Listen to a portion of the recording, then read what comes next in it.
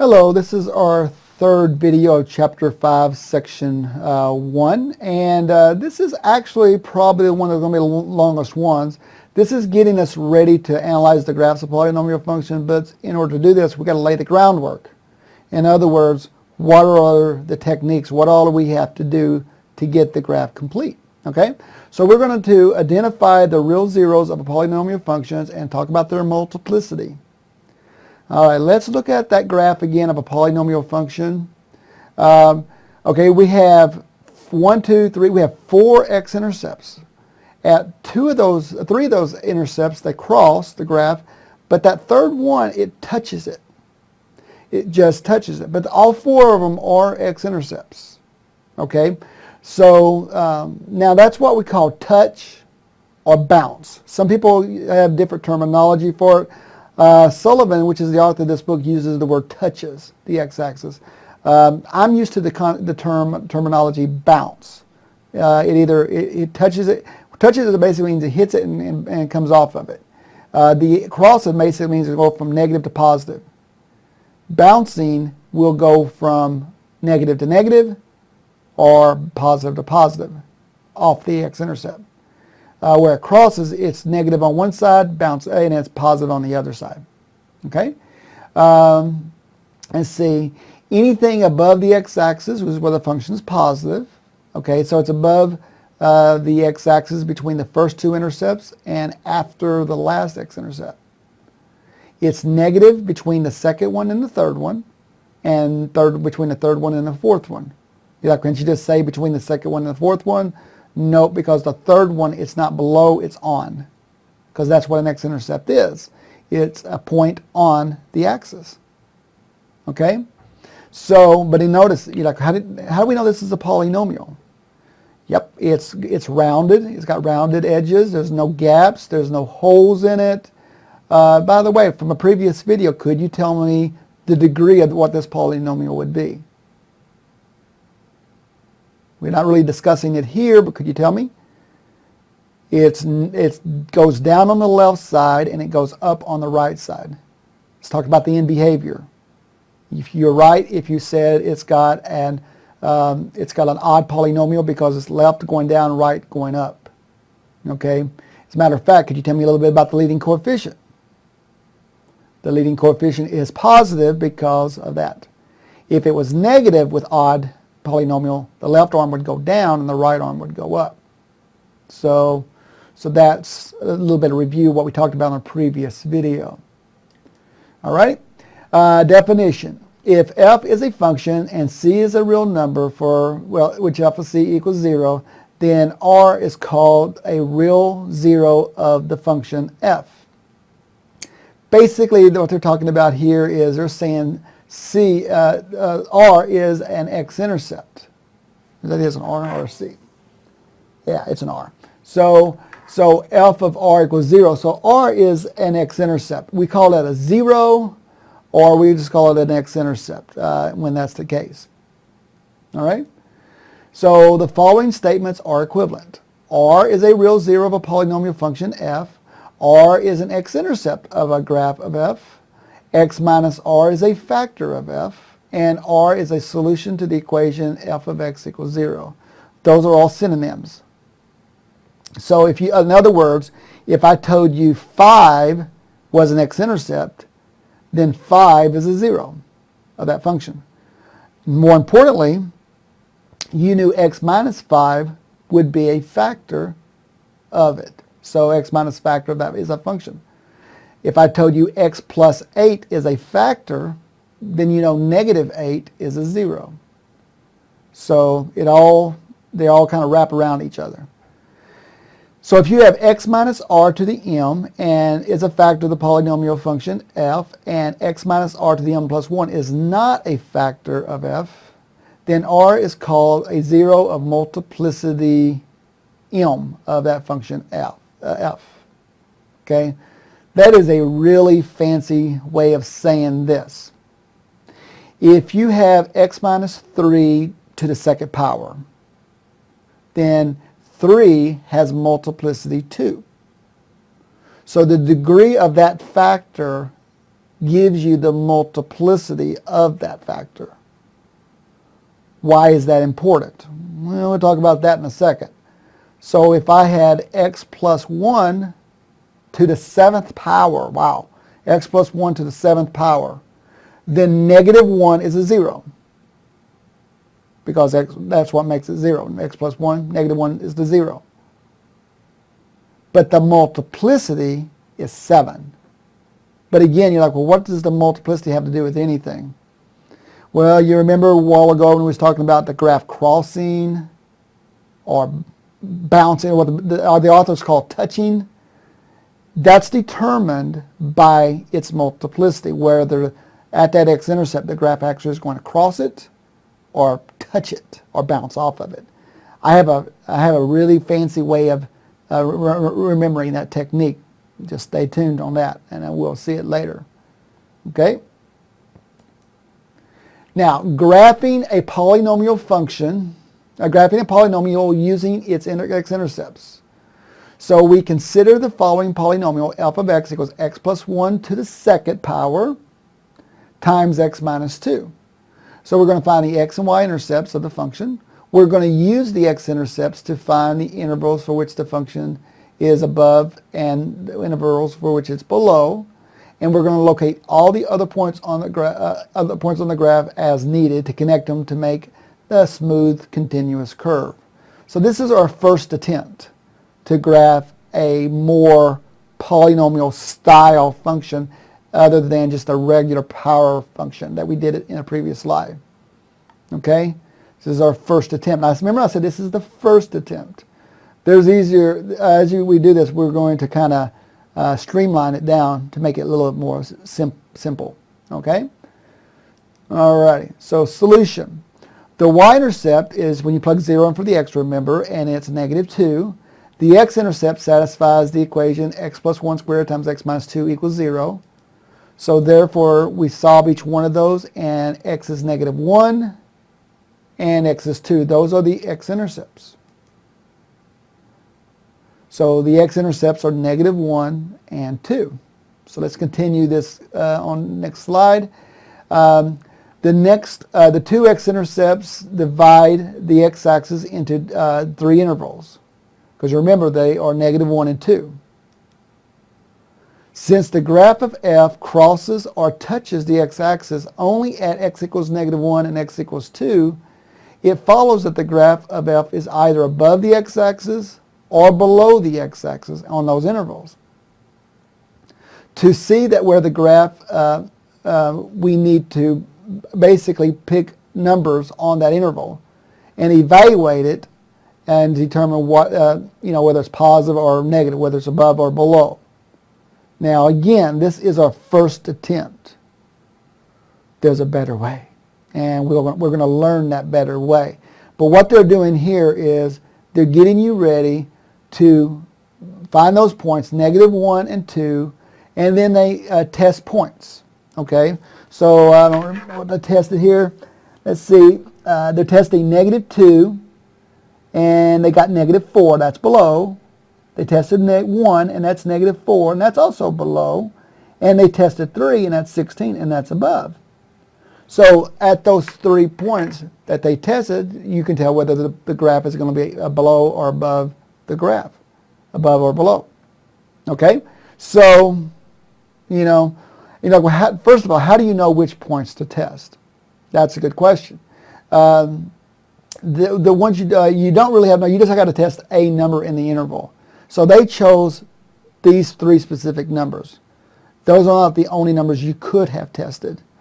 So this is why there is a little bit better way as we progress down this. But this is a way, and this is a default way. A lot of people like to do it this way because it always works, but it's takes a little bit more time. So, but it's safer, put it that way. And C, in constructing table 3, we obtained 3 additional points on the graph, negative 2, negative 4, 1, negative 4, and 3, 16.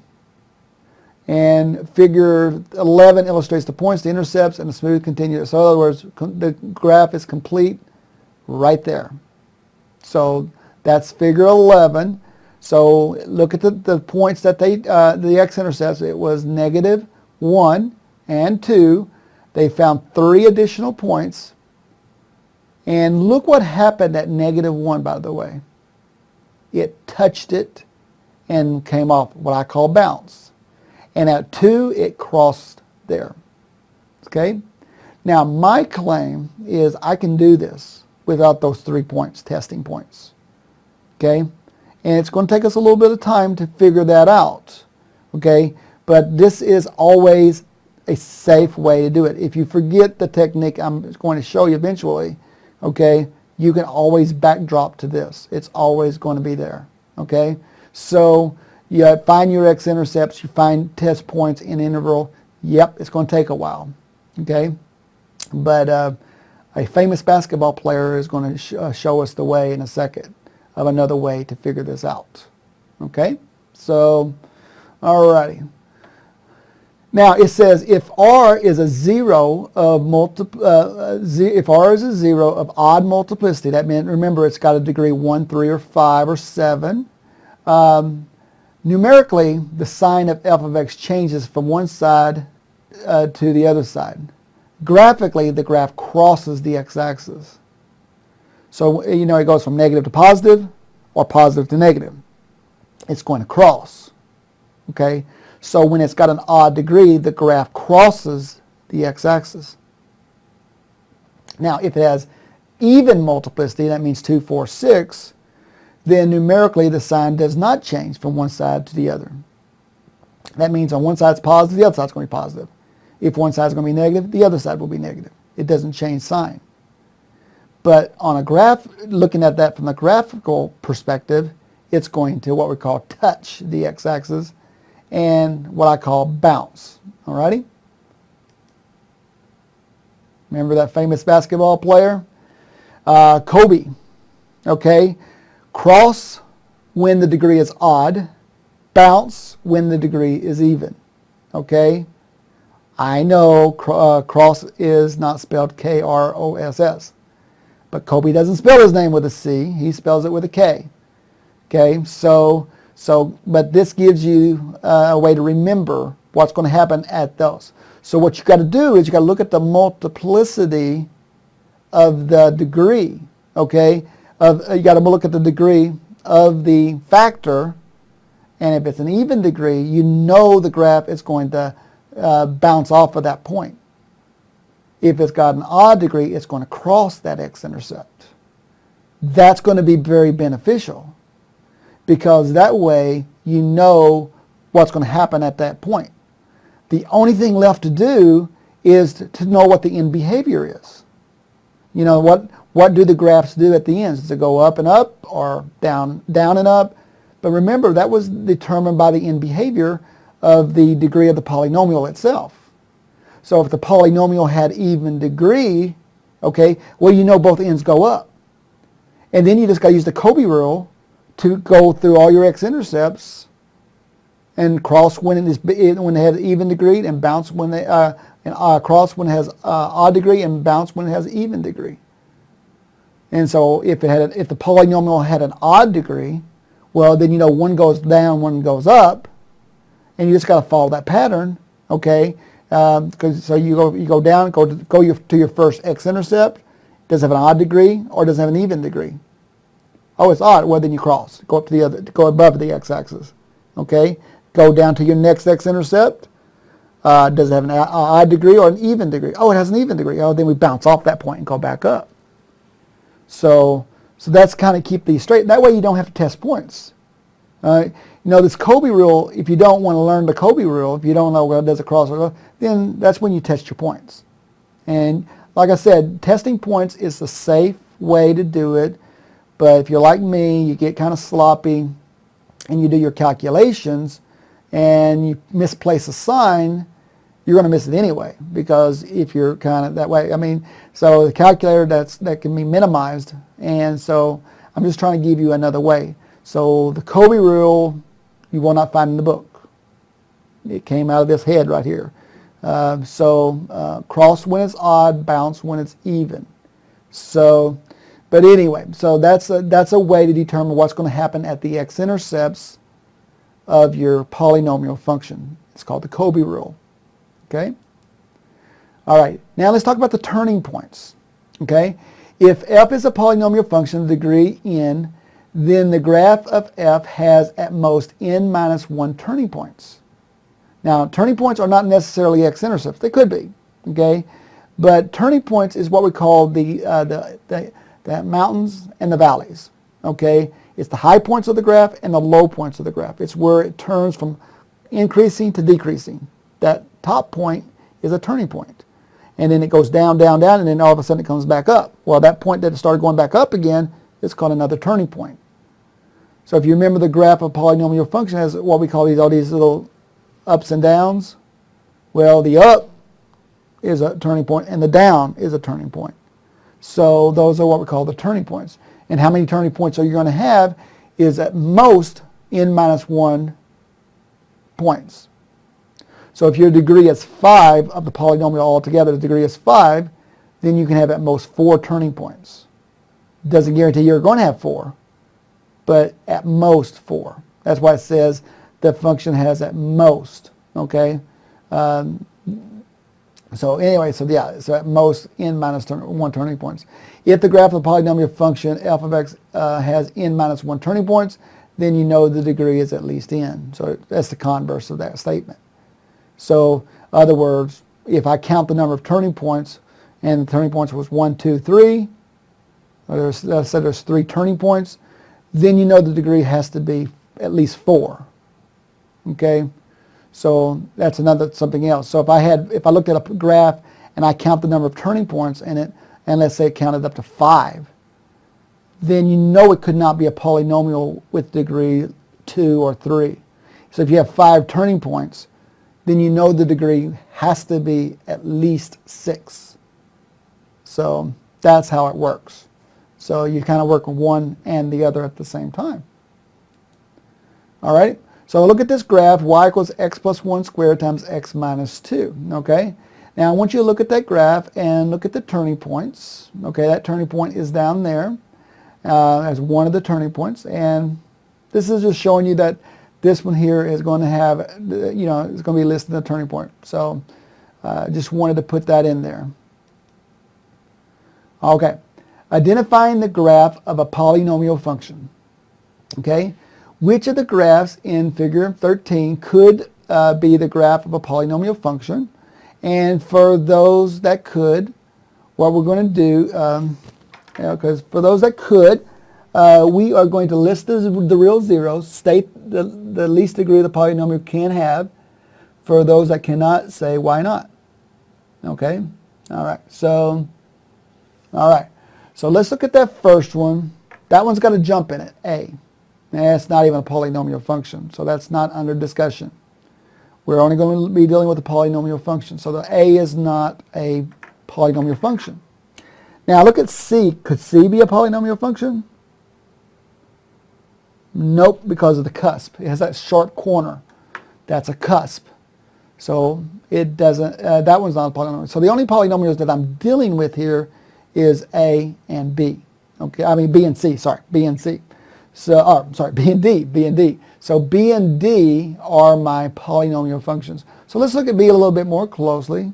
Well, first of all, a, they're telling me that it's not a polynomial because it's not continuous. Now let's look at b. This could be the graph of a polynomial function because the graph is smooth and it's continuous.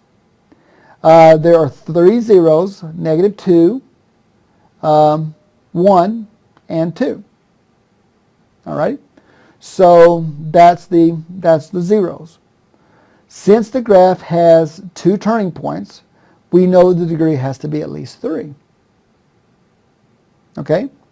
Now, could you tell me the multiplicity of the negative 2? You don't have to give me the exact number, but is it even or is it odd? It's negative 2 will have an odd degree because it crosses at negative 2. And at 1 and 2, they all cross. None of them just bounces off the x-intercept, or what they call touch.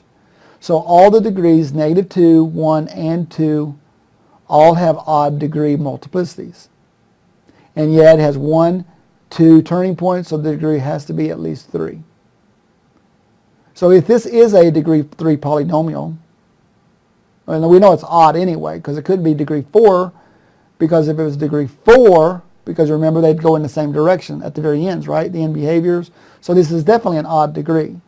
So it's either degree 3, because it has 2 turning points, or degree 5, or degree 7, or degree 9. We know it's not even. But let's say it's degree 3. What is the leading coefficient? What kind of a number is it? Is it positive or is it negative? Well, the left arm goes up and the right arm goes down. So it is a negative coefficient out front because it turned upside down. And so it's a lot of things to be seen here. Okay, we have 2 turning points, which tells me the degree at least. It crosses at all the x-intercepts, so all the multiplicities of their factors are odd. So it tells me a lot of things here. Now let's look at the fourth one, the D, okay? Because we know C is not a polynomial function because of the cusp. Okay, now D, the graph of this one could be a graph of a polynomial function. It has 2 real zeros. There's one at -3 and, or -2 and 1, okay? So that one is also, but how many turning points does this thing have? I'm counting 1, 2, 3 turning points. One close to the y-intercept, around that area, and there's 2 down in that 4th quadrant. Little up, little down, and up again. So there's 3 turning points. So what's the degree? Remember, it's got to be at least one more than the number of turning points that you have. So you know the degree could be 4. Now, could it be 5? No, it can't be 5, because if it's 5, they'd be going in opposite directions. Remember, odd degree polynomials at the extremes will go in opposite directions. Even degree ones will go in the same directions, and this one's going in the same direction. So we know it's degree 4 or 6 or 8, and we also know that it has a coefficient out front that is negative because it's going down on both ends. Okay, and yeah, at the 1 and the -2, the graph is crossing. So again, on this one, they have odd multiplicity. Okay, of the Kobe, remember my Kobe rule. Okay. All right. Okay. Now we're officially talking about the end behavior. Okay. The end behavior for large values of n, either positive or negative, the graph of the polynomial function, there it is, that a sub n again, is going to resemble its power function. Okay, so the a sub n, x to the n, it's going to look like the leading term's coefficient. So if you look at this end behavior, okay, on that first one, we know it's got an even degree. The first graph, A, has an even degree because both ends go up, okay? And the leading coefficient is positive. And by the way, it has 3 turning points. 1, 2, 3 turning points. So we know the degree has to be at least 4. At least 4. The next one, it also has 3 turning points. It's both ends going down. So we know the degree has to be at least 4 on this one as well. And it's got a leading coefficient that's negative, the a sub n. So, and then the third one, we know it has 2 turning points, so we know the degree is at least 3. So it's odd, and you know it's odd because the left arm goes down, the right arm goes up. Okay, so we know it's an odd degree, and the leading coefficient is positive, because the left arm goes down, the right arm goes up. Now let's look at that last one. We have a lot of turning points. We've got 1, 2, 3, 4 turning points. There's 4 turning points here. So the degree has to be at least 5. So a degree 5 would have at most 4 turning points. Yeah. So the degree is 5. And that makes sense because the left arm goes up and the right arm goes down. But since that's happening, the leading coefficient is negative. Okay, so negative leading coefficients, well, left arm goes down, right arm goes up on odd degree polynomials. Okay, so here's an example. We're going to identify the graph of polynomial functions. Which of the graphs in figure 16 could be the graph of f of x equals x to the fourth plus ax to the third plus bx to the second minus 5x minus 6. Now you notice, well, didn't they just tell me what the a and the b were? Well, but they done all that, you might could have just kind of done it without what we just learned. You could just graph it by plotting points. And we don't want to do it that way. We want to just base it on what we know about the graph, what it resembles. Okay? Now that leading term is an x to the fourth, right? So the first term tells me what the ends are going to do. So we know on x to the fourth graph, both ends will go up. Well, that could be A, could be B, could be C, but it can't be D. Now, why not? Well, because D, the ends have to go up, and D does not. They're both going down. Okay? So it could be A, B, and C just because I know the leading term is an x to the fourth. Okay? So I eliminated D altogether. Okay? Now, what about, how many turning points does this thing have? If it's x to the fourth, how many can you have at most? 3 turning points, right? You have 1, 2, 3 turning points on the x to the fourth graph. Well, that could be A, and it could be B, but C, no. C has way too many turning points. 1, 2, 3, 4, 5 turning points. The degree of that one has to be at least 6. So C is out. So now we're down to A and B. Okay? So what else do we have? Well, what about the y-intercept? What is the y-intercept on that graph? Well, how do you find the y-intercept? You make 0 in for the x. So the y-intercept would have to be 0, negative 6. And that isn't A then, because that could be 0, 6, but it's not 0, negative 6. So it's A is out. So the only one that could have a y-intercept at negative 6 is B. So notice how I did it. I looked at the degree, I looked at the leading term, coefficient to figure out whether they go up or down. Okay, then I looked at the turning points, and then I looked at the y-intercept. Key things about these graphs. And then the next few things are going to basically tell us what we just did to get that answer. The y-intercept is negative 6, so you know, well, based on that one, you know it can't be A.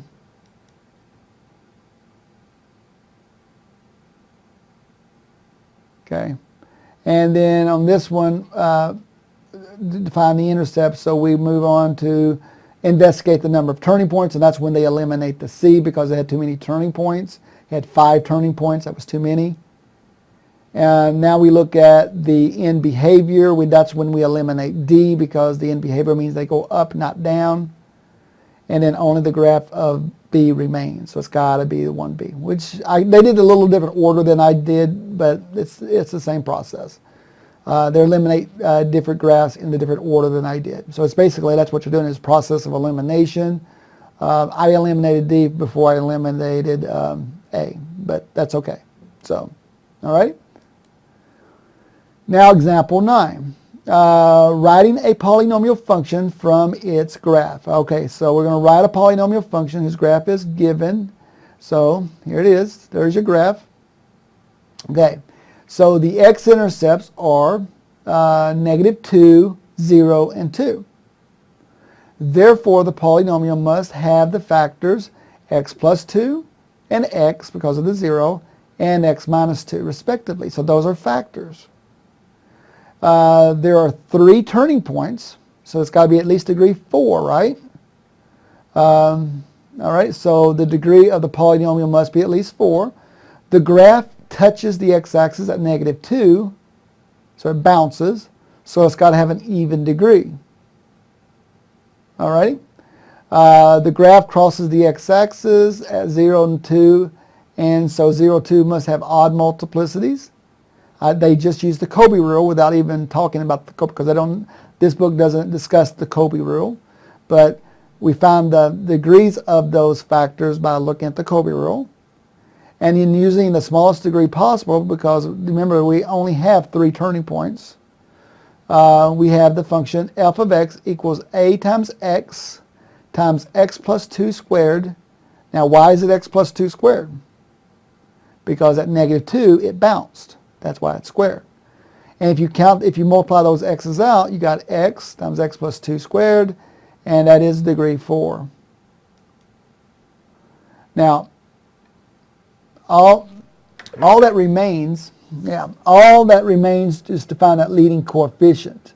Now, this is where sometimes the book will not give you, make you find out what the a is. They'll just say, let the leading coefficient be 1. Okay? And that was the case, then you would just put 1 there. But they give an extra point down there. Up there it said the second quadrant, -1, 6. That wasn't given to you for their health. Now, you're like, why is there an a in there to begin with? That's probably a legitimate question there. Why is there an a to begin with? Well, a lot of polynomials will have these characteristics. They will cross at -2. They'll bounce off at -2. They'll cross at 0, and they will cross at the +2. Okay, so they'll cross at those places and have all those. They'll both go up. So basically, what you're doing when you find the a is you're finding what we call the stretch factor. Remember, there's that leading a in front of those power functions. It could be 2 and it could be 3, and it just kind of affects the stretch factor of it. And so what that -1, 6 is going to identify what that stretch factor is.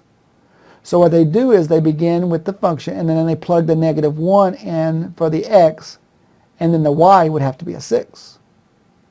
So they put 6 in for the y, -1 in for the x's. That's what they did in that first step. Let's go back. Let's look at that again. There it is. So 6 is the y, -1 are the x's, and what's left to do is solve for the a, and if you do that, a turns out to be 2. And so plug the 2 in, and you get 2 times x plus 2 squared times x minus 2 would have the graph of that function. So this is kind of working in reverse. You're given the graph, and you're basically coming up with the function. It's much easier if you're given the function to then identify the graph. The Kobe rule and the end behavior rule gives it to you pretty much all the way anyway. Okay? So, but if you're given the graph, coming up with the function, it's a little bit more complicated. So, probably the most complicated part of that is to figure out what the a is. Because like I said, -2, it bounced, so you know you're going to have a factor of x plus 2 squared. 0 is a x-intercept, so x is going to be a factor. 2, 0 is an x-intercept, so x minus 2 is a factor. And they cross on those last two, so they have odd degree. Okay, we picked the smallest one possible, 1. And then once you figure out that, you have that very bottom equation on the slide here, that ax times x plus 2 squared times x minus 2. And then if you just kind of use the extra point, -1, 6, you can identify the a. Now, a lot of people would have this question at this point. Well, do we need to multiply that out? I don't. I would leave it that way. You're asking for trouble. Will my math lab give it to you? Probably. I would leave it in factored form if they don't tell me to multiply it out. If they tell me to multiply it out, I would. But if they say, you can leave it in factored form, I would do that. More calculations that you have that's unnecessary is opening yourself up for mistakes. So I would just leave it that way unless told otherwise. And on my exams, my proctored exams, I will be wanting that 2x times x plus 2 squared times x minus 2, and I do not want it multiplied out. Leave it in factored form. Okay? My math lab is another story though. Okay? Do what they tell you to do. All right? So I know this one's a quite lengthy video, but this gives us the setup of how to graph polynomial functions. So our fourth video of this chapter, this one, will be much, much easier. Okay? So, all right. Questions? Let me know, and have a good day.